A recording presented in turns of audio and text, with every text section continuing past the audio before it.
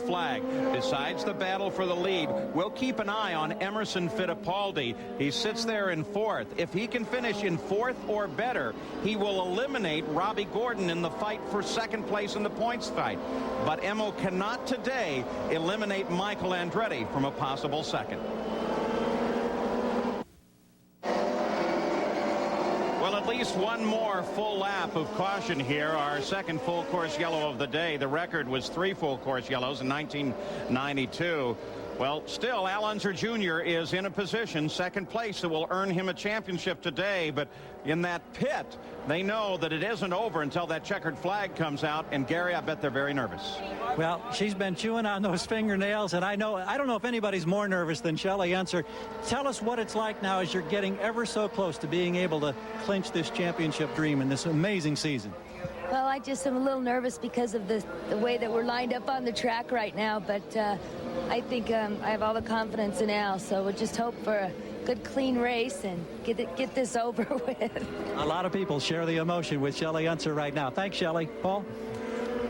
Gary, a little bit of housekeeping. I mentioned that Scott Sharp got a stop-and-go penalty. In fact, it is his teammate, Dominic Dobson, who exceeded the speed limit at 92, and it should have been 80. So he will have a stop-and-go penalty. Now, I mentioned earlier, can they go all the way?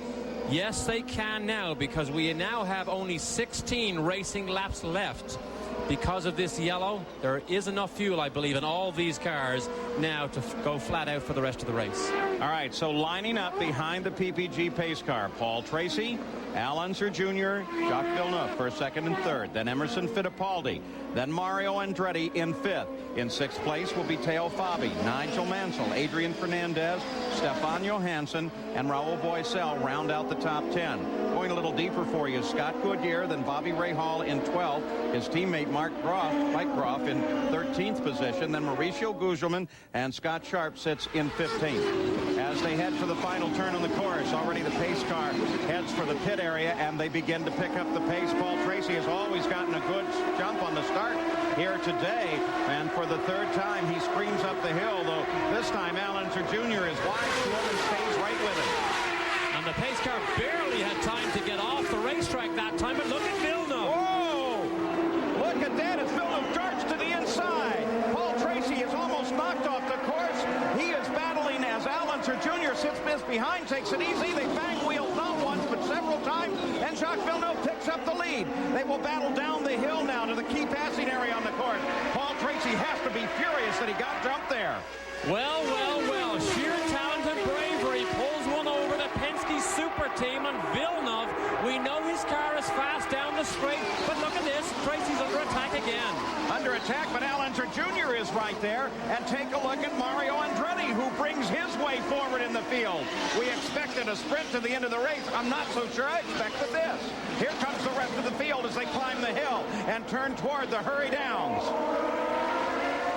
Well, well, what a turn up for the books here. Something we didn't expect. Villeneuve lost all those positions in the pit lane. First he couldn't get it into gear, then he stalled it. But look what happens here in the slingshot. Villeneuve moved to the inside around Tracy. And look at that, as it looks like he got together, Tracy together with Al Unser Jr., and then they banged again as they came down here. Now down here they actually do touch wheels on the run down the hill, but Villeneuve stayed in there and kept kicking and fighting all the way and keeps the lead. What a move. Is there prophecy here? With Jacques now the leader of the race, remember his uncle scored his only victory here. We then called him Jacques Villeneuve, but look at this young Canadian who's now solidly in the front of the field, but Nigel Mansell back in the field has a problem, came off song there for a second, and looks like he's on a limp back to the pits. Oh, Mansell running seventh and now slowly makes his way back. It's over now for Mansell, hasn't got a chance here. But this is where the action is. Villeneuve, Tracy, Al Jr. quite content just to sit back and watch. And the three Penske cars now running second, third, and fourth. The report on Nigel Mansell is a flat left rear on the car as he comes into the Newman Haas pits, Gary. Well, we watch alongside this crew. No evidence of the rears being down, but you can never tell. May have lost some pressure. He's off the jacks in a way. and they'll assess those tires now. And this has been a day full of frustration for Nigel Mansell. Through one of the key passing zones again, and yet Paul Tracy is not able to move into position to take on Jacques Villeneuve.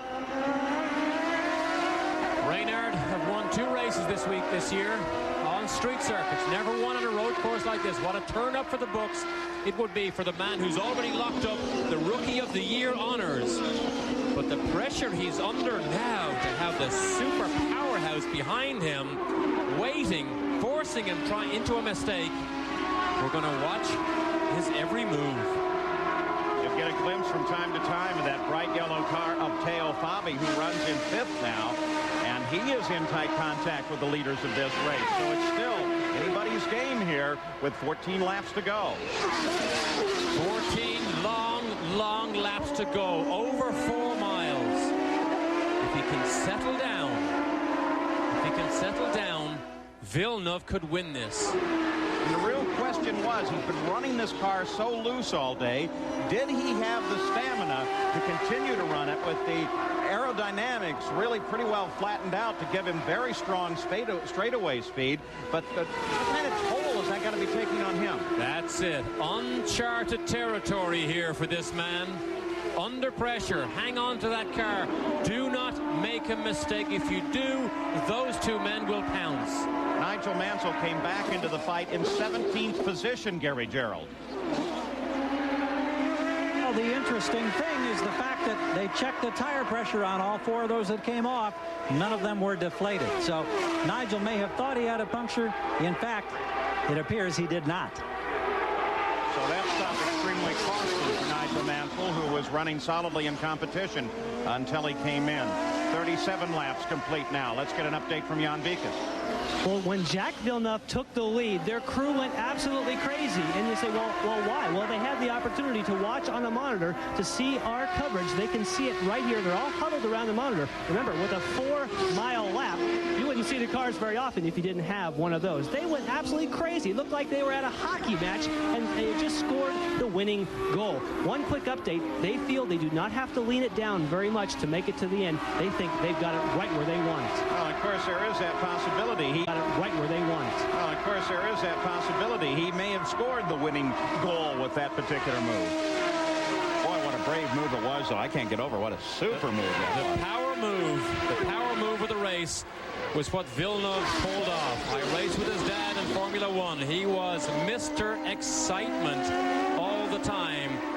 And this young man here seems to have inherited all those genes, the bravery, but he's born with the talent, and Barry Green surrounds him with the car. What a day, what a turn-up this could be if he can hang on. But let's remember, 13 very, very long laps to go. Paul Tracy seemed to have this race totally under his control. Turned the fastest lap of the race at 132 miles an hour on the 8th lap. Dominated right from the start and through the first pit stop. But boy, that last restart, what a spectacular moment that was. And that gave Jacques Villeneuve the top position, and he seems to be able to hold on to it without any trouble at all. He's almost a full second ahead now, though a full second here doesn't mean much at all. I wonder, did the pace car have something to do with that start? Because the Penske cars, here it is again. Now look at the brave move down the inside. Now here's Tracy, almost hits him. He might have hit him. And then the run down. Watch this. Wheel to wheel. Bang, they touch. And Villeneuve comes off best. He dives for the apex. But I wonder, I did ask the question, did the pace car, you think, have anything to do with this? Because remember, Tracy and Al Jr. could not accelerate early enough off that last corner to get up the hill because the pace car was still there. Villeneuve was a bit further behind. I don't know whether that gave him a slight advantage. Well, and adding to that would be the fact that for a few seconds there, Al Unser Jr. was past Tracy as well, so there certainly could have been an accordion effect as they came up the hill. But for the moment, the end result is Jacques Villeneuve is running at the top of the field. His best finish on a road course was a 4th at Cleveland. He was second, of course, at the Indy 500 a year ago.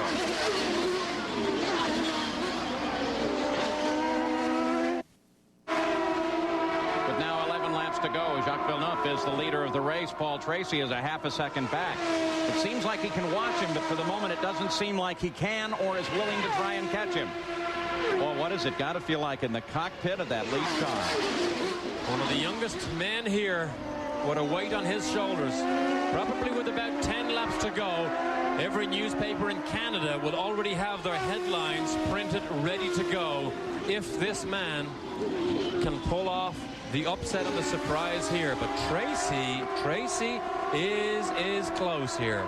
Still, the issue is going to be whether or not the pace car figured into that as they climbed the hill. I just threw out that question. It was a thought that seemed unusual to me.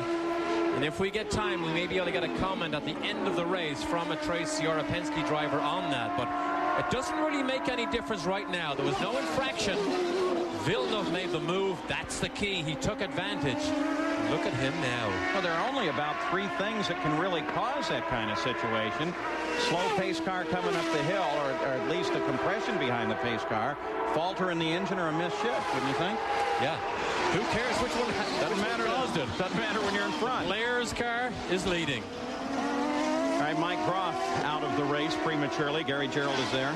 Well, we talked about frustration for a lot of folks, and Mike Groff, you've had your share this season. It's been tough finishing races. What was the problem today? Well, it definitely has. I think we've finished 5 of these darn things this year, and it's been a tough year. But actually, I think what put us out was low oil pressure on the engine, and it's really unfortunate because I think Honda's really worked very hard to get to this point. We just really haven't had the luck with the engines, unfortunately. I know they'll be back, and last 2 races we'll have the new version engine like Bobby, and the Motorola car will be up running strong last 2. What about your plans now for the 1995 racing season? Well, right now they're definitely a little up in the air, but I've had some good conversation with a couple teams, and it's all been pretty encouraging right now. And I'd say right now it's pretty early to say what's happening, but we're feeling good about the way things are going. Well, we certainly hope it works out. You've done a super job in our estimation in trying to help this team along in a very tough season. Thanks a lot, Gary. Appreciate it. Paul? Derek, unfortunately, standard answer number 3 there. He doesn't have a whole lot on the horizon at the moment. And how things might have changed from Mike Groff if that Honda engine had been spectacular. Mike and Bobby Rahal may look like heroes right now as Gugelmin ends his day on the grass in the Hollywood Reynard. Was running 14th. No indication from the course as to why he might be off the edge of the course. He is staying with the car, though he's propped his steering wheel up there like he might have wanted to get out for a moment. On board now, the Alumax car, Stefan Johansson.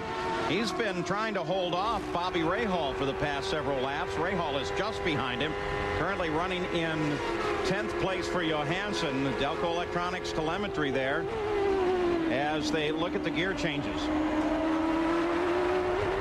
And he is mindful that he will step into the 94 Penske next year. What a potent machine that is. He'll have the 95 engine spec and the 94 chassis, and he should be a front runner again for Tony Bettenhausen. Stefan Johansson, who will get married to the lovely Gabriella on October at the end of this season. Stefan Johansson started 19th, now runs in 10th place. Scott Goodyear right ahead of him.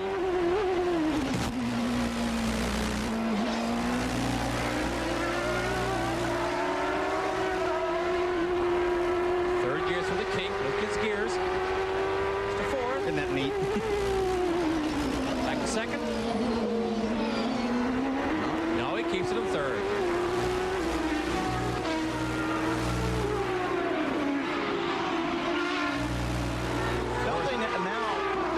We're seeing here with the sequential, the drivers gets a gear indication of what gear they're in on the dash, because it's not like the old H pattern. Gear shift never moves position after you select a gear, so you sometimes may not know what gear you're in. Little digital readout, it reminds you on the dashboard. 41 laps complete, now 42 for the leader, Jacques Villeneuve. Less than 40 miles to go, actually right at about 32. Can he make it a win? Well, he currently runs in 6th place, but next week Mario Andretti is back to his hometown, Nazareth, Pennsylvania, for the Bosch Spark Plug Grand Prix. His final run on an oval as the Indy cars take to the final oval of the year. Right now it's a natural terrain road course, 4 miles long, 14 turns, Road America, Elkhart Lake, Wisconsin. As Paul Tracy suddenly starts to slow. He's in trouble, Paul. Something as he came up the straightaway there. Al Unser Jr. is right there on top of him. Paul Tracy is trying to keep it at speed.